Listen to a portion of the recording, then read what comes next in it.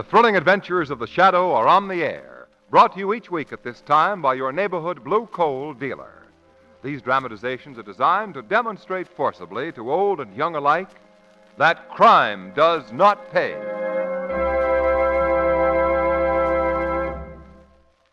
Planes, guns, tanks, and other supplies must be rushed to American troops without delay.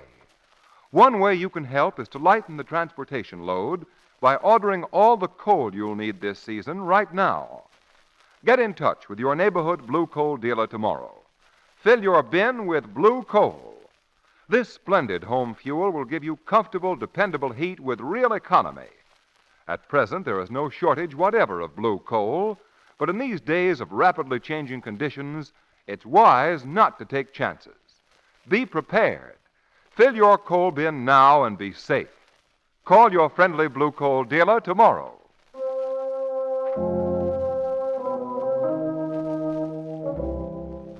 The Shadow, mysterious character who aids the forces of law and order, is in reality Lamont Cranston, wealthy young man about town. Several years ago in the Orient, Cranston learned a strange and mysterious secret. The secret of hypnotic power to cloud men's minds so that they cannot see him. Cranston's friend and companion, the lovely Margot Lane, is the only person who knows to whom the voice of the invisible Shadow belongs. Today's drama, The Drums of Doom.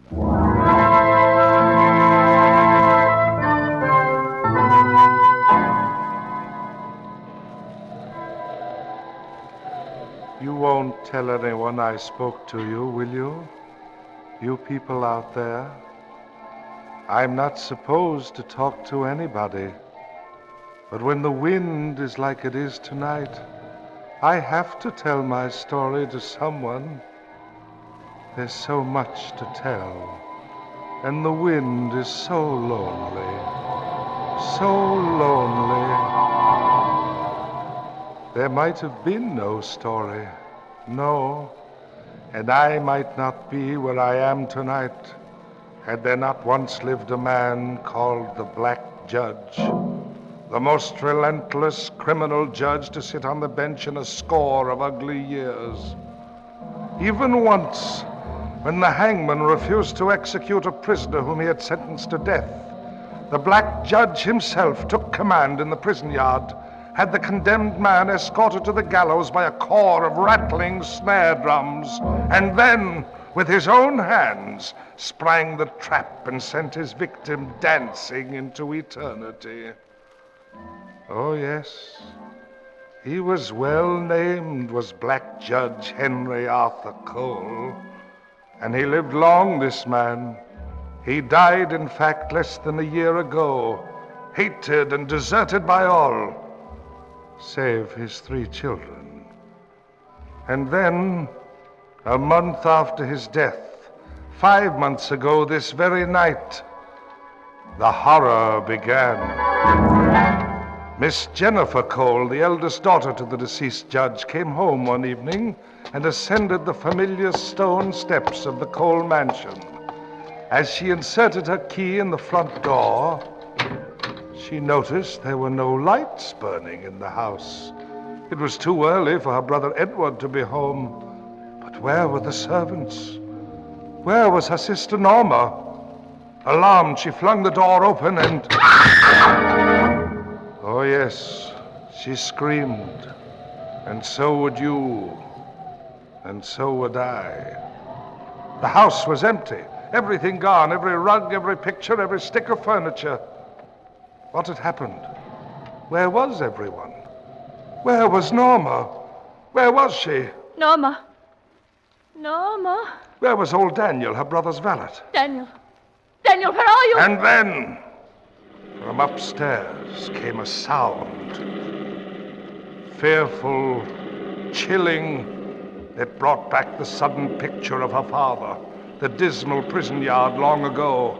It was the rattling of snare drums, ghostly, mocking, the drums of doom. Bewildered, she ascended the wide, uncarpeted staircase. Suddenly, there was a groan. What? What was that? Then she saw what it was. At the head of the stairs lay old Daniel, the servant, stretched out in a dazed coma. His eyes turned glassily down the hallway, and there, Miss Jennifer saw a room where no room had ever been before. The drums ceased. Miss Jennifer stared unbelieving into the strange, dismal room at the end of the hallway, and there she saw... Norma! Yes, Norma. Miss Jennifer felt her senses leaving her, for in the blue dimness she saw the stark, grim form of a black scaffold, a gallows, and on it, deathly white, stood her sister, eyes open and pleading, and around her neck, a noose. Jennifer. Norma. Norma. I've been sentenced to death, Jennifer. Sentenced? Who? The black judge. Norma. Our father's been dead for a month. You're wrong, Jennifer. Look, emerging from the shadows there. Father. You see, Father isn't dead. Norma Cole, you have been sentenced to hang by the neck until you are... No! You're dead, Father. You can't harm her. Norma will die, and your brother Edward, too, in his time. Go, Jennifer. You can do nothing here. Father! Father! Silence! I have found you guilty, Norma Cole, and now I execute my own sentence. Oh, don't! Have mercy! Mercy! You look on the world for the last time, my daughter. Oh, My hand is on the catch. Father, stop! And heaven will show no mercy to your soul.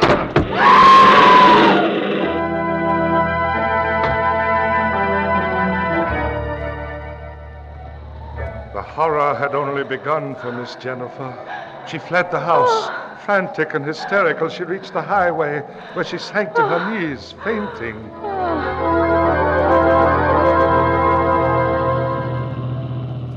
Lamont, look!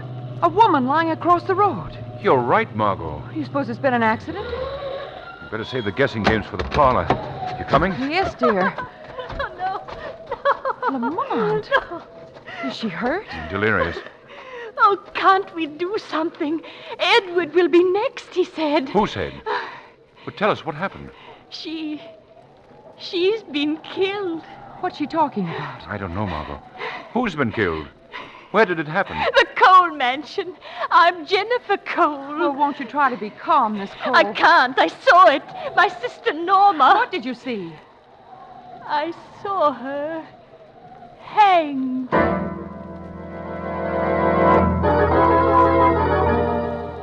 This is the Cole Mansion. Your home, Miss Jennifer. Oh, no, don't make me go in. I'm afraid. Come along, Miss Jennifer. The lights are all out, Lamont. Of course they are. Just as they were when I came home tonight. It's a strange story, Miss Jennifer. Silly of you to knock. You see, there's no one here. They've all been murdered. Good evening, Miss Jennifer. Daniel, Yes, Miss Jennifer.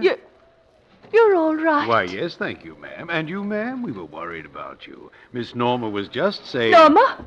Norma? Where is she? Who, sir? Miss Norma. Why, she's having dinner with her brother Edward in the dining room. Daniel, is she alive? Alive? Why, ma'am, she... Hadn't you better see for yourself, Miss Jennifer? Oh, yes. This way. Norma! Edward. where have you been, Jennifer? We dined without you, my dear. You were late. Miss We Jennifer, didn't- I thought... Did you bring guests, Jennifer? Oh, I beg your pardon. Good evening, sir. Good evening, miss. You're friends of Jennifer's? Well, in a way.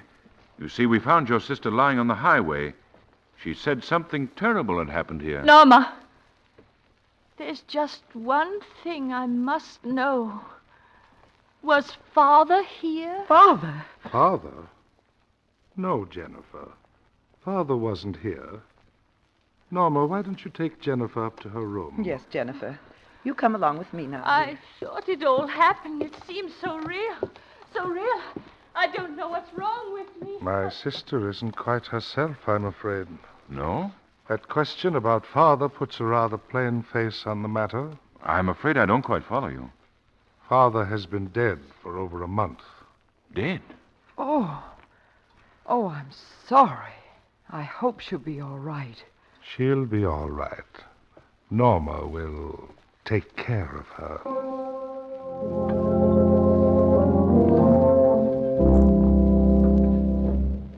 Norma, what's wrong with me? There, dear.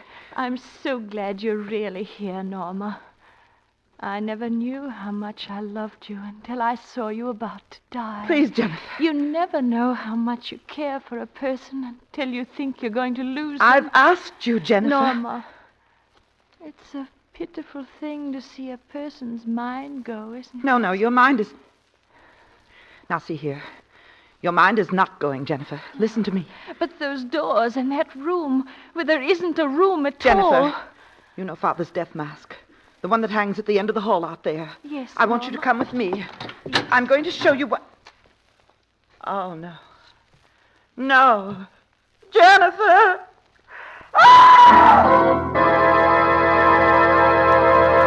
What was that? Norma!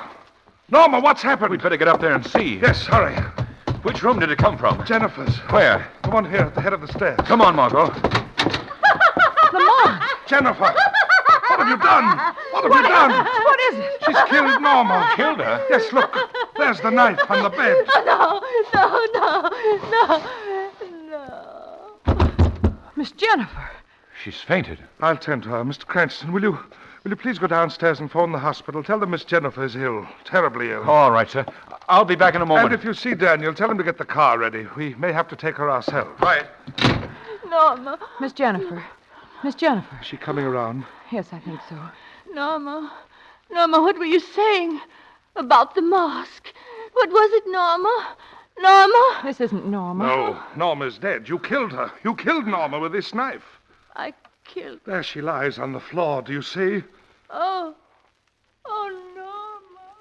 Mr. Cole, What is it? look. Where? There around Norma's throat. It's the mark of a rope. The mark of a noose. Oh. Yes. Yes, there is, isn't there? But don't you see? It means... Like I said, she was on the gallows. I know it now. It was true. She was right. It must have really happened. Yes, I'll go and stop Mr. Cranston. Perhaps we won't need that call after all, eh? Imagine we may not need it after all. Jennifer, listen to me. What were you saying about a mask? Oh, yes. Father's death mask. Norma was just about to tell me something about it when I saw the knife in the doorway. Where is that mask, Jennifer? At the end of the hall. Why, I never thought. It's hung just where I thought I saw the gallows room. I wonder... Listen, do you hear it? Drums. You see? It was real. That's exactly the way I heard it before. Yes, I see. Quiet now. Just be still. Where are you going? I want to see that death mask, Jennifer. Oh, no. At the end of the hall, she said. Now, let's see. It should be about... Oh, here it is. Well, it's just a piece of plaster. Nothing unusual about it, except it needs straightening. It's hung a bit crooked. There now. The wall. It's open. It's the room Miss Jennifer saw. The gallows. The drums. And myself, Miss Lane. Oh, let me go. Oh, let me... Come in. Court is in session, Miss Lane.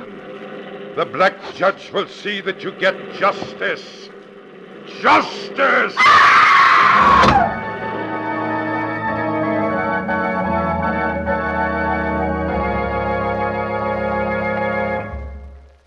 Act 2 of The Drums of Doom will continue in just a moment.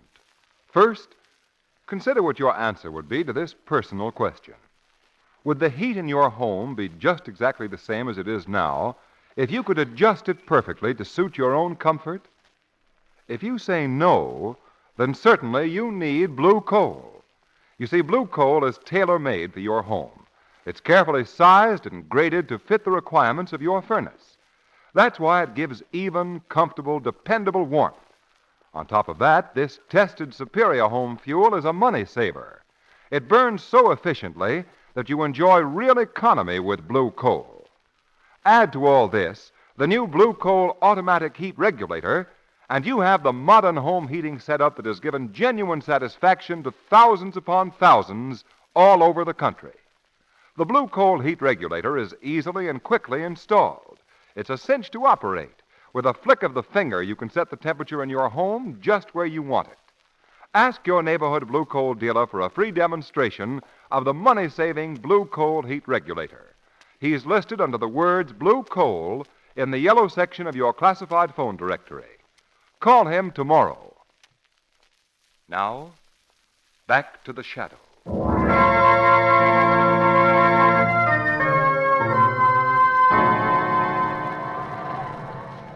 You people out there must never let anyone know who told you this story, for I'm supposed to be silent. But it's a tale that must be told. It was really half over, you see, when Mr. Cranston at the phone downstairs heard Miss Lane's screams. I heard Miss Lane call for help, Mr. Cranston. So did I call. And just before Margot screamed, I heard a sound. The same sound Miss Jennifer said she heard this evening. You did, Cranston? It was the sound of snare drums coming from somewhere... Miss Edward! What was that? Look, it's Daniel, my servant, there at the top of the stairs. He's fallen. Come on, Cole. Yes. Daniel! Daniel! What's happened to him? Oh, I went into Miss Jennifer's room, and it was empty. Empty? When I came out into the hall, there was something waiting in the dark. I tried to run. It struck me. Oh. Is he hurt badly? I can't tell. We'll tend to him, but first we've got to find Jennifer and Miss Lane. Chances are they're still somewhere on the second story here. I'll take this hallway, Cole. You go through the bedrooms. Right. And if you need any help, sing out. I will. Margot! Miss Jennifer! Can you hear me, Margot? Oh, telephone right off the hallway here. And I was sent all the way downstairs to phone. Very interesting. Hello? Hello, this is Otterson, the Cole's lawyer. Yes? I'd like you to tell Mr. Edward Cole that I'll be at his house at 11 o'clock. Is he expecting you? I'm coming to read his father's will. It's completed now. I'm afraid there's nothing in it that he wants to hear, but I must follow the legal procedure. All right, I'll tell him. Thank you, sir. Goodbye. A will he won't like to hear, eh? Who was that on the phone, Cranston? Oh, Mr. Otterson said he'd be over at 11 o'clock to read your father's will. Oh. Did you find anything in the bedrooms? No, but I did find something interesting, Mr. Cranston. Do you see my father's death mask hanging there? Death mask? Oh, yes. Here it is. Turn it, Mr. Cranston. Turn it? Well, what do you mean? Just try it and see. Well, I'll try it, but Look, Mr. Cranston. The wall is opening. And what have we inside? Well, the gallows. Lamont! Margot! And Miss Lane with the noose around her neck, all ready for the trap to be sprung. Margot! No, Lamont, don't come in here. Don't! What do you mean, Margot? I have to. Yes, Mr. Cranston. I thought you'd have to. I hope you two find it comfortable in the gallows room. Daniel, get up from there. Yes, sir. Yes, sir. Excellent performance, Daniel. You quite took Mr. Cranston's mind off the drums he heard. That was the idea, sir. Good. Where's Miss Jennifer? She's locked in the small room adjoining the library, just as you ordered, sir. You've done well by me, Daniel. By you? I done it for my share in the will, don't you go forgetting. Oh, no, I won't forget. But first, there's a little matter of canceling out the two rather annoying young people in the gallows room. You mean another murder? There, that's Otterson now. Get a grip on yourself, Daniel. Miss Lane is completely prepared on the gallows. All you need to do is spring the trap. But the man... You've got a gun equipped with a silencer. It's not a bad job for the price we're getting. Daniel? Daniel? Coming, Mr. Otterson. Coming. Hurry, Lamont. Stand still, Margot. I'm trying to get the noose from around your neck. Lamont, didn't I see a window in the rear wall? Yes, Margot, but it's a sheer drop to the ground. Break any mortal back that tried it. Shh. Lamont, the wall's opening. Steady, Margot. Just tell the gentleman who comes in that I went out through that window. What are you going to do? We're going to rely on the services of our old friend, the Shadow. Ah, Miss Lane, how pretty you look on the gallows. And as for your friend, Mr... Where is he? Where's Cranston? He's gone. Gone? Out of the window. But that can't be. Well, he's gone. You can see he's gone. All right. All right, so he got away. But you'll pay for the both of you. No. No, don't. See what a neat thing a gallows is? Here's the spring. When I push it, the trap will open. No! Yes. And for a little while, you'll dance on air. And then... What was that? You are near the gallows, Daniel. But you'll be nearer yet before your days are over. Who's talking? I can't see anyone. But there's a voice. It is the voice of the shadow. Now give me the keys that unlock these walls, Daniel. All right. No point in arguing with the voice. It's here in my pocket. Shadow, he's got a gun. So I see. Oh, my arms! Something's holding me. Drop that gun. Drop it, Daniel. Oh, let me out of here. I can't fight something I can't see. Let me go. Let me go. All right, Daniel, I'll let you go. Someone I gotta talk to, that is. Someone I gotta talk to. Run, Daniel, run. Your crimes are close at your heels.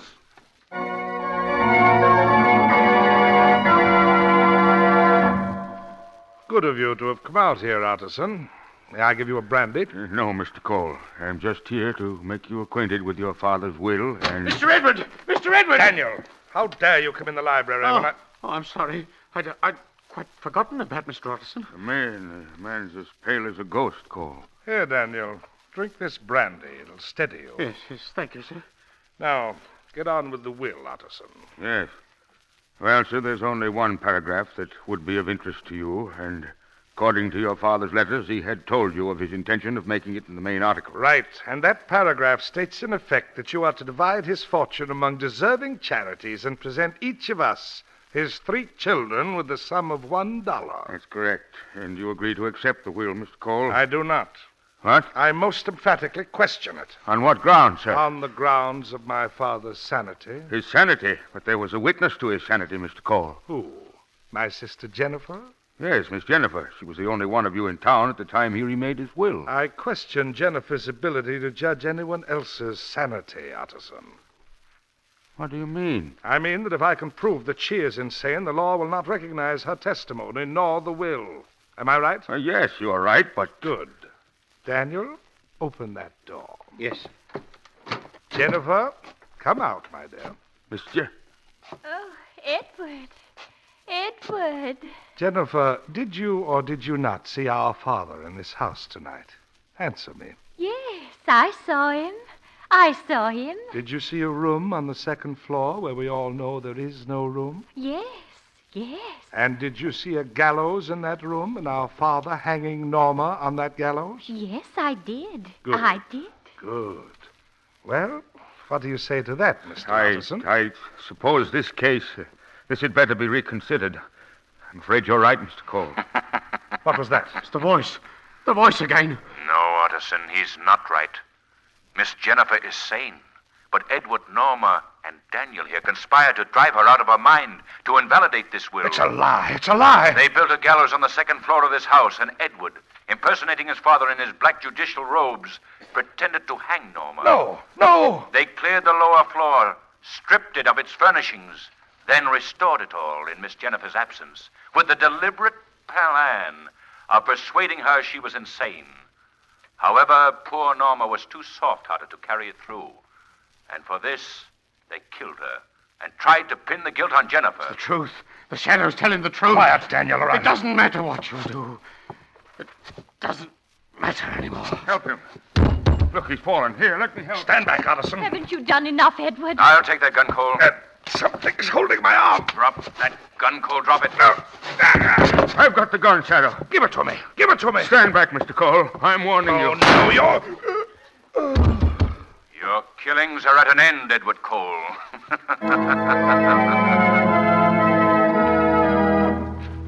Look, Lamont, it's Daniel lying here, and Mr. Edward. What's happened? I shot Mr. Edward. He had threatened to kill me. Is he dead? Water. Here, let me see. It's only a shoulder wound. Here, Miss Jennifer, give me that brandy. Oh, yes, Mr. Cranston, here. No brandy. No. Drink, Cole, drink. All right. Phone for the ambulance, Margot. He's going to live.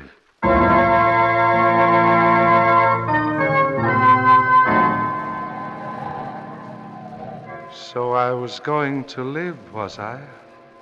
No, they were wrong. You see, there wasn't a chance. The drink they gave me took care of that. It was what was left of the brandy I had prepared for Daniel. Poisoned. Poisoned so I wouldn't have him blackmailing me for the share of my father's estate I'd promised him. That was the bitterest twist of the whole bitter tale. But now, you must promise me you'll never repeat what you've heard. For it's been told to you from the tomb. Told by the lips of a dead man. Ah, but you'll keep quiet. For if you ever tell anyone and tell them the truth, they'll only say you're insane, you know. They'll only say you're insane.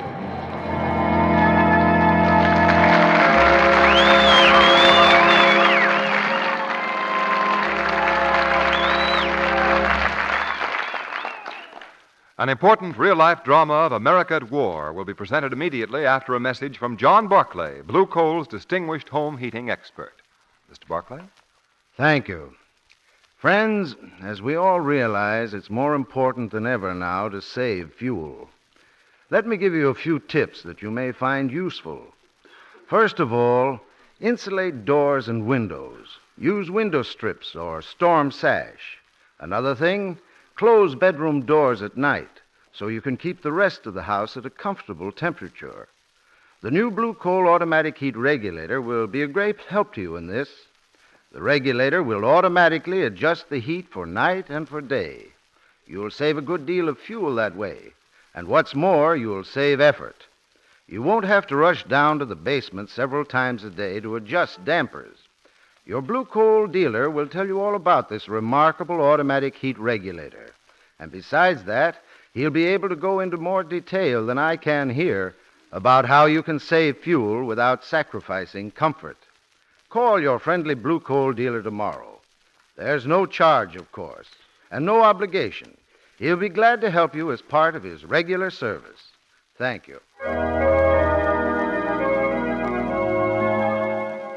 The Shadow program is based on a story copyrighted by Street and Smith Publications. The characters, names, places, and plot are fictitious. Any similarity to persons living or dead is purely coincidental. The Red Cross today desperately needs your help. This valiant organization is struggling against tremendous odds in meeting both civilian and military needs on all fronts. Listen and remember. In a small village in the war area, far across the sea, a wounded man and his wife remain alone. All other civilians have fled. The enemy is quickly approaching. The woman speaks. Manuel, they will soon be here. What can we do? You must go. Go quickly while you can. No. I will stay with you. Shh. They're here. It's too late. Red Cross. Anybody here? Oh, help us. Help us. You bet your life. That's what we're here for. We'll have you out in 2 shakes. Hey, stretcher, double quick. Where there's danger, trouble, and suffering, there you'll find the Red Cross. Send your contribution to your local Red Cross headquarters today. Help save both civilians and soldiers so they can fight on. The United Nations must prove to criminal aggressors that The weed of crime bears bitter fruit. Crime does not pay. The shadow knows. Next week, same time, same station, your friendly Blue Coal dealer brings you another strange and thrilling adventure in the Shadow's daring battle against the forces of evil. Be sure to listen, and be sure to phone your neighborhood Blue Coal dealer for greater heating comfort at less cost. Remember, keep the home fires burning with Blue Coal. This story was produced by the DL&W Coal Company, distributors of Blue Coal.